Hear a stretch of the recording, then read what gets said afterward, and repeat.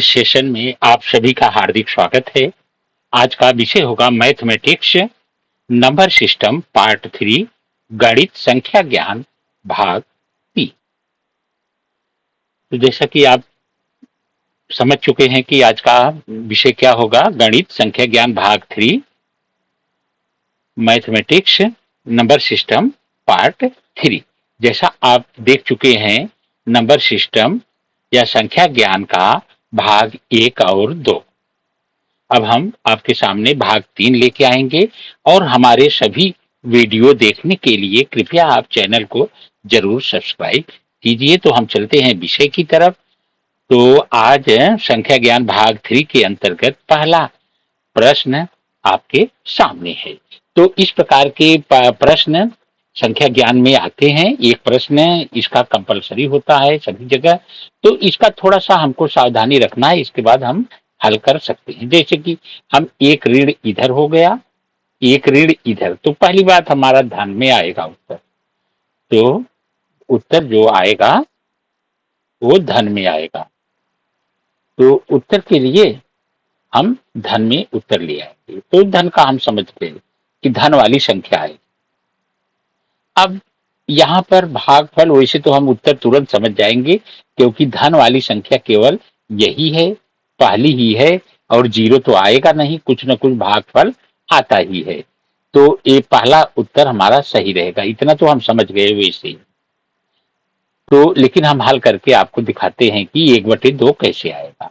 अब ऋण और ऋण है तो इसका मतलब यहाँ पर प्लस हो गया, तो प्लस वाला एक ही उत्तर है, यही आएगा, जीरो मान भिन्न का आएगा नहीं। तो अब इसको हम हल करते हैं। 25 एक्का 25, 25 तिया 75। अब ये 3 से हो गया। अब देखिए एक कट जाएगा, 3 तिरिक्का 9, 3 एक्का 3, 3 से हमने काट दिया। अब बचा क्या, 31/62। तो बचा क्या, यहाँ ऊपर से 31 बचा, इसमें एक बचा, नीचे क्या बचा, नीचे 3 से हम काट दिए थे तो नीचे नहीं, ये 62 इधर बचा, तो 31/62। तो 31 एक्का 31 और 31 दूना 62। इस प्रकार से हमारा पहला, जैसा कि हम अनुमान से भी सही कर सकते थे। तो आगे अगला प्रश्न ये है आपके सामने। तो ये दूसरा प्रश्न है। तो इसमें भागफल है, तो इसका हम नियम समझते हैं कि भागफल में क्या करते हैं, दाहिनी तरफ की संख्या हम हमारी बदल जाएगी, उलट जाएगी। कहने का मतलब तो ये हो जाएगा 148/138 और ये संख्या उलट जाएगी तो ये 184 ऊपर जाएगा और बचेगा 120। तो इसके बाद हम इसको काटेंगे, काटते जाएंगे। अब इसको देखिए कैसे काटेंगे।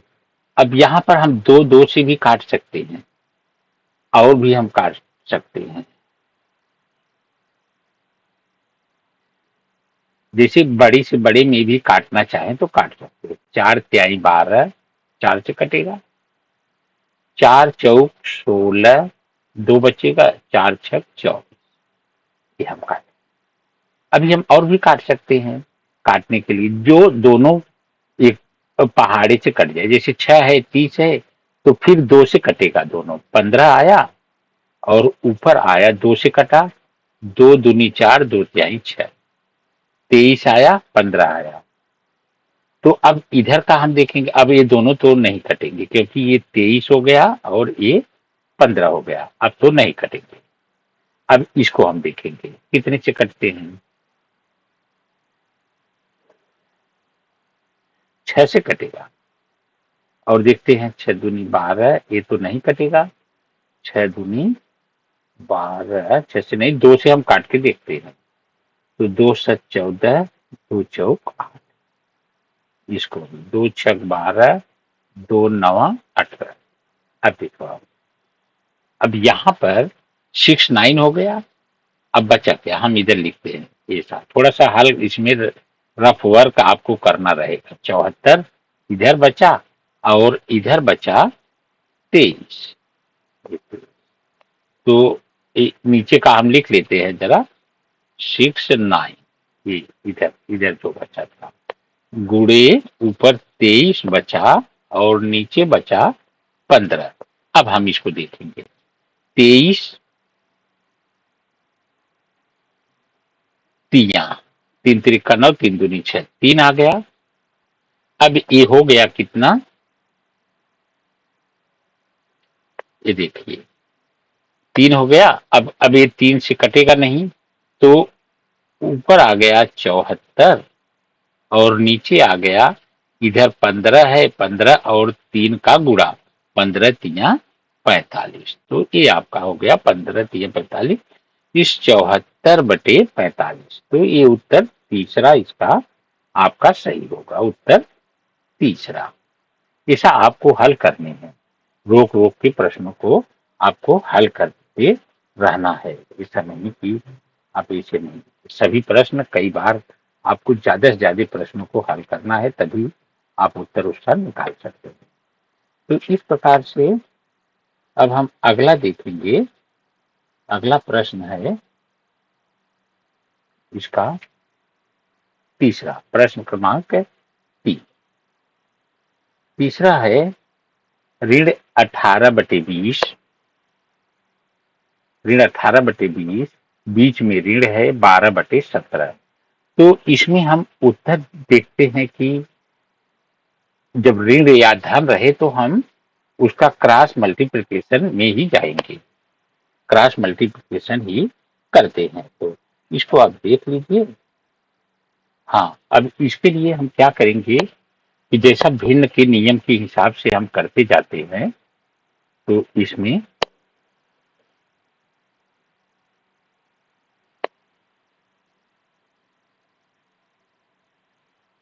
तीसरा प्रश्न है, तीसरे में है कि हम क्या करेंगे कि जैसे मल्टीप्लिकेशन हम करते हैं, अब ऋण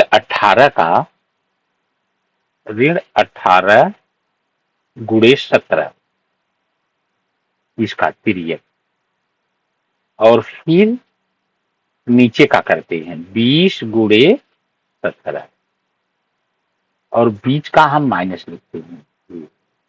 तो माइनस, ये नियम आप ध्यान से समझिए, प्लस वाले पर भी लागू होगा। तो 12 गुणे 20, 12 गुणे 20, आप अपना कैलकुलेशन तेज करके रखिए। फिर 20 गुणे 17। अब इसका जो मान आएगा ऋण 18 गुणे 17, तो इसका आएगा ऋण 306, 306 बटे इसका आएगा 340। फिर ऋण 12 240 इसका आएगा, 240 बटे 340। अब ये नीचे का इसका हर डिनोमिनेटर इक्वल हो गया। अब हम अपना नियम लगा दें। ऋण 306 ऋण 240 बटे 340। अब यहां पर हर इसके दोनों के बराबर हैं, तो ऊपर का ऊपर करेंगे, तो दोनों ऋण है तो इसका मतलब जुड़ जाएगा। दोनों ऋण रहे तो जुड़ जाएगा, धन ऋण रहेगा तभी घटेगा, और जो संख्या बड़ी होगी उसका चिन्ह लिखेंगे। दोनों धन धन रहे तो भी जुड़ जाएगा। तो ऊपर जोड़ देंगे तो आएगा ऋण 546, ऋण 546 बटे 340। अब ये ऋण 546 बटे 340 दूसरा उत्तर इसका सही है। अब हम अगला प्रश्न देखें।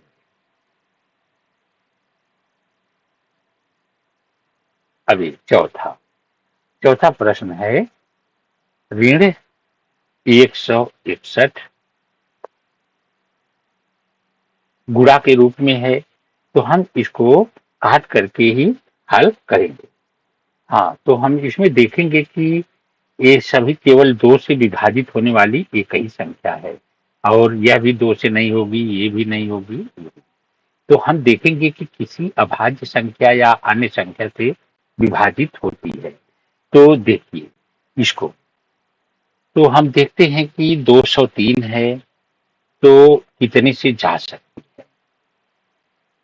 संख्याओं से नहीं। ये जाएगी, अभी आप समझो कि 7 7 7 दूनी 14, 7 से जाएगी, 7 दूनी 14, 7 9 63, मतलब 7 से ये विभाजित होगी 203, विभाजित होगी कितने से? 7 से। तो 7 दूनी 14, बचा क्या? 6, 7 9 63, ये हो गया। 7 से विभाजित होगी 29, 203, मतलब ये 7 से और 29 से भी दोनों अभाज्य संख्या है।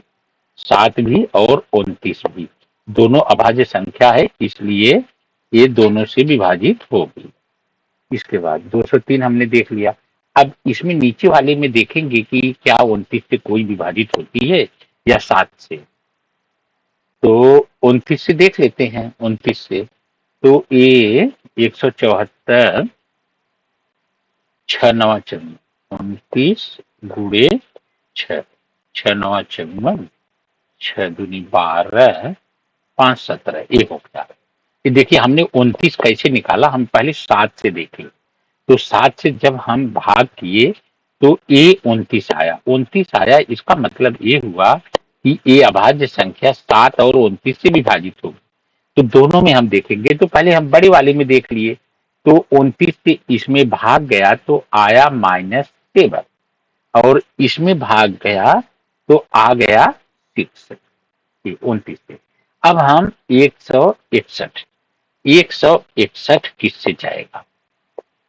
161 ये भी कुछ अभाज्य संख्या से ही भाग जा सकता है। तो जरा देखते हैं 7 से जाएगा क्या? 7 दूनी 14, हाँ 7 से ही जाएगा। 7 दूनी 14, बचा क्या? 2, 7 तिरिक 21, मतलब इसका खंड होगा 161 का, 161 का होगा 7 गुणे 23। तो मतलब 23 से जाएगा और 7 से जाएगा। तो 23 से अगर ये गया तो हम डायरेक्ट ये भी देखते हैं 23 से जाता है क्या। तो 7 है, तो 7 207, मतलब लास्ट में 9 तिरिक 27, या 9 से हो सकता, 9 तिरिक 27, 9 दूनी 18, 2 20, हाँ 9, 23 इसका 9 से जाए, 23 से दोनों में भाग जाए। 23 इसमें भाग ले जाएंगे तो ऋण 7 23 से, और इसमें 23 से भाग ले जाएंगे तो 9 9 आएगा, 9 अब आ गया। अब यहां पर हमारा ऊपर क्या आया? ऋण 7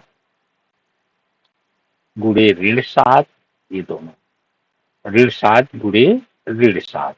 इसके बाद आया नीचे 6 गुणे 9, 6 गुणे 9, तो ऊपर हो गया, अब नहीं कटेगा तो 7 सत्ते 49 -49 बटे 6 9 14, बटे 6 9 14, तो -49 बटे 14, ये हमारा प्रश्न हो गया। अब हमारा अगला प्रश्न होगा, पांचवा प्रश्न है, निम्नलिखित में से सबसे छोटी परिमेय संख्या कौन सी है? तो हम इसमें सबसे छोटी परिमेय संख्या खोजेंगे। तो हम सीधा से देख लिए, ये भी धनात्मक संख्या, ये भी धनात्मक, ये भी, ये ऋणात्मक है, ये ऋणात्मक संख्या है, और सब धनात्मक, और ये 0 है तो 0, ये तो सबसे छोटी ऋण वाली ही संख्या हो सकती है, तो दूसरी संख्या नहीं हो सकती। सबसे छोटी ऋण वाली संख्या है 2। ये आपके सामने ये छठवां प्रश्न है।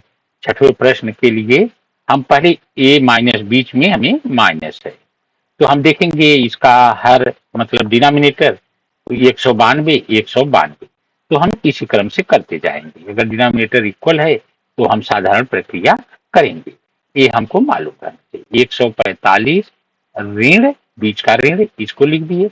अब यहाँ ब्रैकेट में ऋण है तो ऋण 83।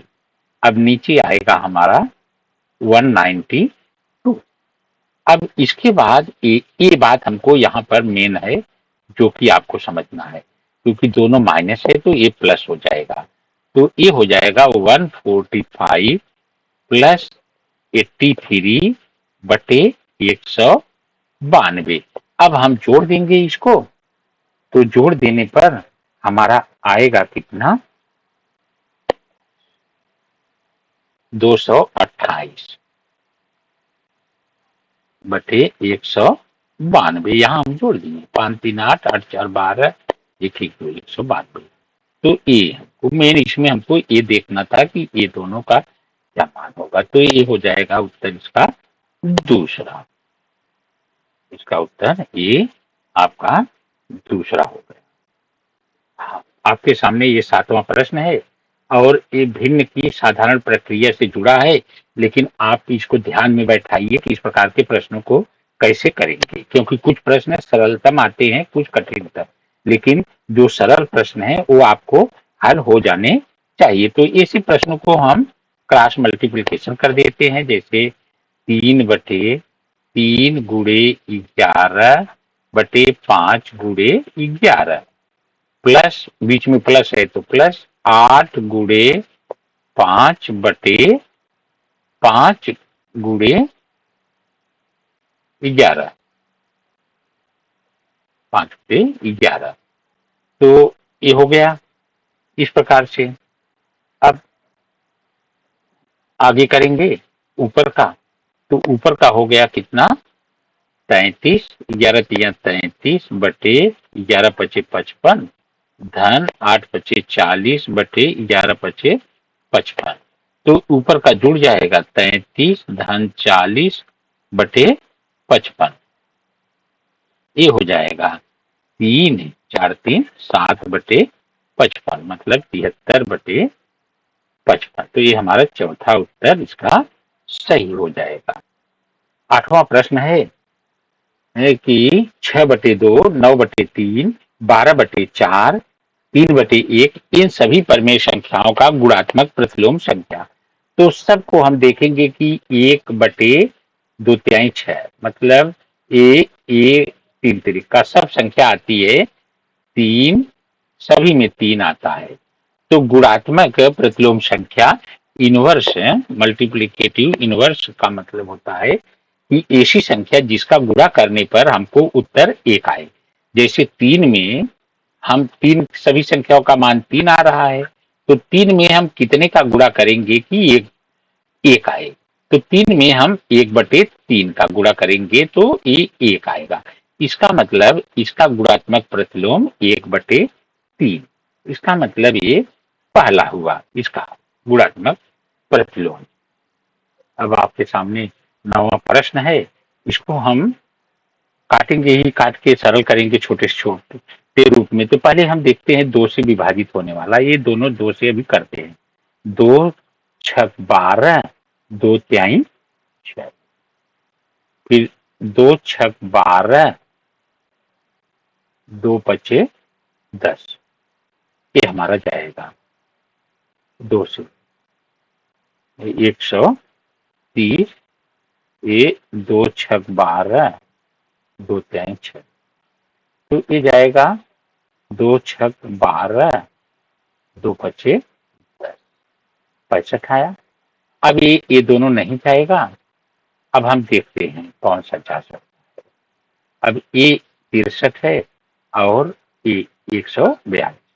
तो इसमें हम देखते हैं 65 5 से जाएगा, ये 5 और ये भी 5 से जाएगा, तो 13 आ गया, 13 पचे 65। तो 5 से जाएगा, इसको भी 5 से जाएंगे, 5 दूनी 10 15 45। अब ये आपका हो गया। तो ये हो गया 142 गुणे 142 गुणे 13। अब नहीं जाएगा क्योंकि ये 3 से 12 3 से भी नहीं जाएगा, जबकि 3 से यह भाग संख्या है, अभी किसी से किसी में भाग नहीं जाएगा। तो 29 गुणे 63। तो अब हम इसका गुणा कर देंगे ऊपर ऊपर का, तो ये आएगा 1846। आप गुणा करके देखेंगे 1827 तो ये उत्तर आ गया। ये आप पहले हल करेंगे, फिर आप इसको कैसे हल किया जाता है ये देखेंगे। 10वां प्रश्न है, तो हम थोड़ा सा हल करने के पहले उत्तर भी देख लेते हैं कि ऑप्शन में सभी ऑप्शन जो है ये 15,600 है सब। इसका मतलब हमको मल्टीप्लिकेशन करना बड़ी संख्याओं का पड़ेगा। तो हम उसी विधि से शुरू करते हैं। तो -120 ऋण ऋण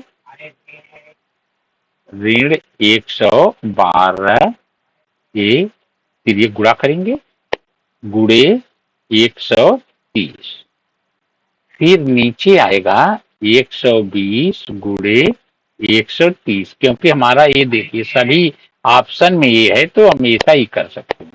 बीच में प्लस, बीच में हम लिखेंगे प्लस, फिर 105 गुणे क्रॉस क्रॉस 105 गुणे 120, 120 बटे 120 गुणे 130। तो अब ऐसे प्रश्नों को हम हल करेंगे, क्योंकि नीचे काटेंगे तो हमारा ये नीचे वाला वो बिगड़ जाएगा। तो हमको गुणा करने के लिए कि हम जल्दी से जल्दी संक्रिया कर सके, इसके लिए ऐसा ऑप्शन वो देता है। तो हम गुणा करेंगे ऋण 112 और 130 से, तो 14,560 ऋण 14,560 बटे 15,600, फिर बीच में धन है।